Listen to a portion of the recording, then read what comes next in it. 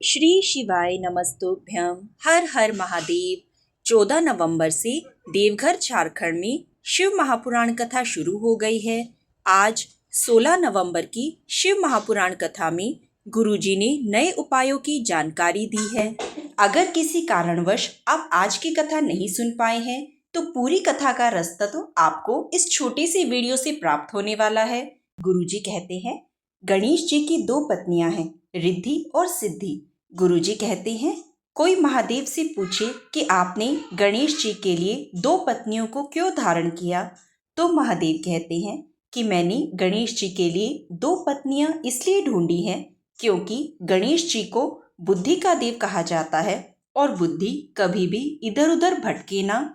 दोनों ओर बुद्धि जाए भी तो दोनों ओर रिद्धि सिद्धि होनी चाहिए ताकि दोनों ओर बुद्धि को संभाल ले। गुरुजी सब लोगों से निवेदन करते हैं कि आपको भी कभी भी दो दृष्टि नहीं रखनी चाहिए। बेटी और दामाद के लिए बुद्धि और बेटे और बहू के लिए बुद्धि अलग अलग नहीं होनी चाहिए। सम दृष्टि रखिए। दो बुद्धि नहीं होनी चाहिए, दो दृष्टि नहीं होनी चाहिए, दो विचार नहीं होने चाहिए। एक मन, एक बुद्धि, एक चित्त, एक विचार होना चाहिए।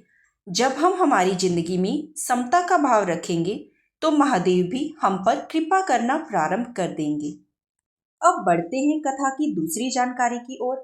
मान लो आपने कोई संकल्प लिया, कोई विचार आपने कर लिया कि आपको 16 सोमवार का व्रत करना है, पशुपतिनाथ का व्रत करना है, मंगलवार का व्रत करना है या सोमवार का व्रत करना है। मान लो आपने पशुपतिनाथ का व्रत करना प्रारंभ कर दिया। इसके 5 व्रत होते हैं। आपने एक व्रत कर लिया और दूसरे व्रत में अगर आपको कहीं जाना पड़ गया या रजोधर्म आ गया या व्रत नहीं कर पाए, गुरुजी कहते हैं पहला व्रत अगर आपने यदि कर लिया तो उसके बाद के 4 व्रत तुम्हारे रह गए हैं, उसकी चिंता तुम्हें नहीं रहती। जिसका तुमने संकल्प लिया है उस महादेव को तुम्हारी चिंता रहती है। कोई कारण से बाबा ने उस व्रत को बीच में रोक दिया है क्योंकि बाबा चाहते हैं कि तेरे 5 व्रत जैसे ही पूरे हो जाएं वैसे ही 3 महीने में तेरा काम हो जाए। इसलिए किसी कारण से बीच में आपके व्रत यदि रह जाएं तो आप चिंता ना करें। अब बढ़ते हैं कथा की तीसरी जानकारी की ओर। रूबी मिश्रा पति श्री प्रदीप कुमार मिश्रा एक पत्र लेकर आई हैं।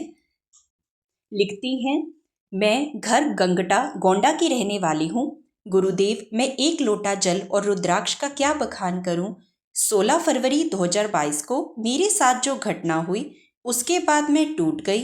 गुरुदेव, मेरी 3 बेटी थी और हम 2 पति पत्नी थे मेरे परिवार में। उसमें से मेरी बड़ी बेटी 16 फरवरी 2022 बुधवार के दिन नहाते समय वाटर हीटर से करंट लगने की वजह से उसकी मौत हो गई। इसके बाद से मेरा घर पूरी तरह दुख के भवसागर में डूब गया। इस तरह से 7-8 महीने बीत गए। मेरी बेटी की उम्र 22 साल थी। उसके जाने के गम को मैं शब्दों में बयान नहीं कर सकती, मुझ पर क्या बीत रही थी। एक दिन अचानक मुझे एक आंटी ने कहा कि तुम रोती रहोगी तो औरों को कौन संभालेगा। गुरुजी, उन्होंने कहा, मुझे टीवी पर आस्था चैनल पर प्रदीप मिश्रा की कथा आती है, तुम उस कथा को सुनो, तुम्हारा मन हल्का हो जाएगा। मैंने आपकी कथा को सुनना प्रारंभ किया और भगवान पर भरोसा किया। बाबा की कथा सुनती, विनय करती, मंदिर जाती, एक लोटा जल शिवजी पर चढ़ाती। मुझे नहीं मालूम था कि एक लोटे जल में क्या है। गली मोहल्ले के लोग मुझे ताना मारने लगे। 22 साल की लड़की मर गई, शंकर की पूजन कर रही है, लोग मुझे ताने देते थे। गुरुजी, फिर मुझे आपकी बात का ध्यान आया। आप कहते हो ना, आग लगे बस्ती में आपन रहो मस्ती में। आपका वह शब्द मैंने धारण कर लिया। अब मैं शिव जी के मंदिर जाती, बाबा को निवेदन करती, तूने मेरी बेटी ले ली है, कुछ कृपा करके मेरी बेटी वापस से लौटा दो। मेरी तो उम्र बढ़ गई है, 50 की होने वाली हूँ।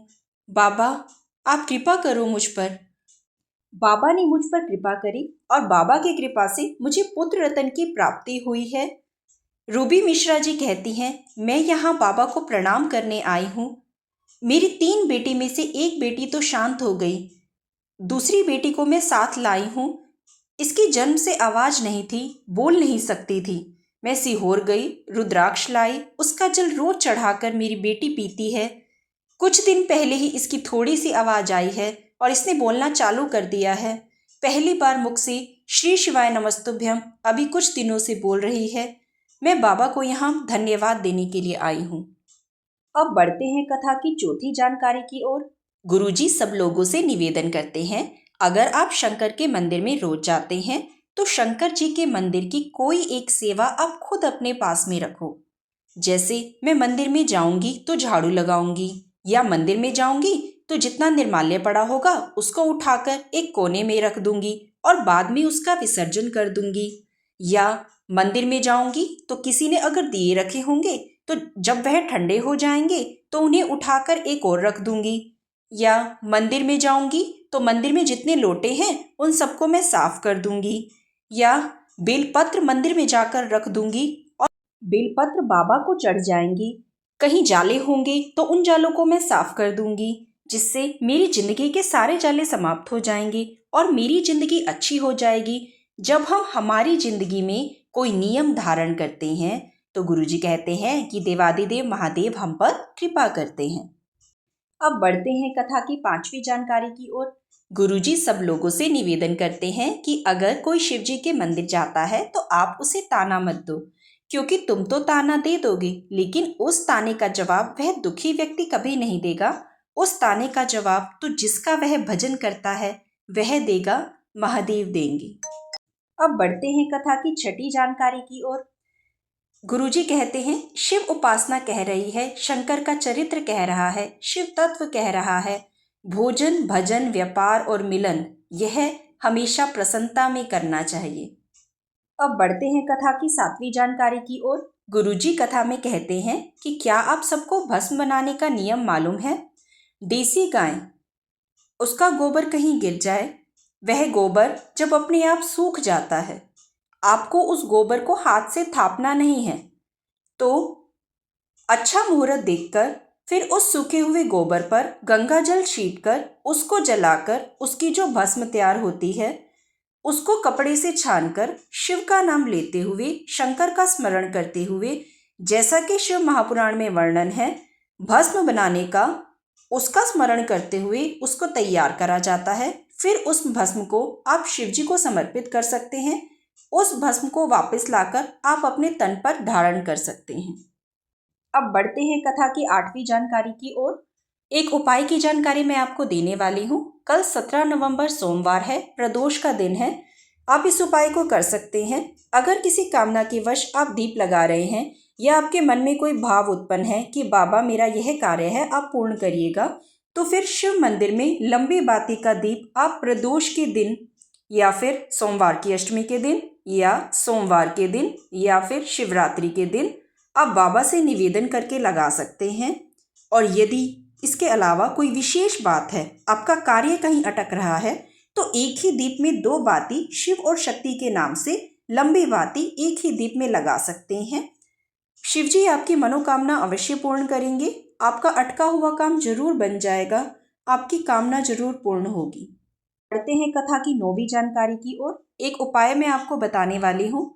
गुरुजी कहते हैं अगर आपने बहुत जगह निवेदन कर लिया और आपका काम नहीं बन रहा है तो आप ऐसा करें, एक बेलपत्र ले, एक शमी पत्र ले, एक कनेर का पुष्प ले, देवादिदेव महादेव को प्रत्येक प्रदोष के दिन शिव जी को जल चढ़ाकर समर्पित करना प्रारंभ कर दो। 2 या 3 प्रदोष निकलेंगे, महादेव तुम्हारी झोली खुशियों से भर देंगे। अगर वीडियो अच्छी लगी हो तो वीडियो को लाइक करें, चैनल को सब्सक्राइब करें। श्री शिवाय नमस्तुभ्यम। हर हर महादेव।